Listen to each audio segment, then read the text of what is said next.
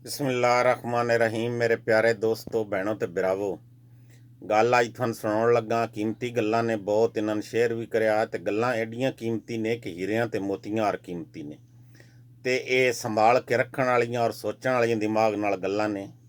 इंसान नूं जल्दी जागना चाहिदा, चाहे अपनी नींदर तो जल्दी जागे, चाहे अहम तो जल्दी जागे, चाहे वहम तो जल्दी जागे, चाहे अपने ज़मीर तो जल्दी जागे। इंसान नूं जल्दी जागना चाहिदा।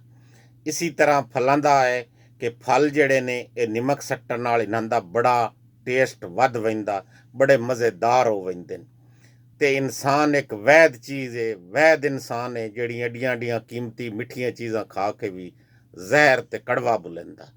इसी तरह लोन कोई चीज़ नहीं बर्बाद कर सकती, कोई चीज़ नहीं ख़त्म कर सकती, पर लोहे दा अपना जंग जिहड़ा ना उन्होंने खा वहिंदा ते ख़त्म कर दिंदा।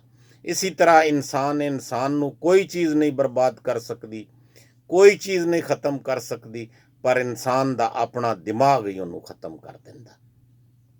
इसी तरह तुसी अपना स्टेटस अजकल दे दौर विच फोन ते ज़रूर लाया करो, क्योंकि लोगों कोल गल करन दा, सलाम दुआ दा ना भी टाइम होवे, तुहाडा स्टेटस ज़रूर पढ़ लेंदे।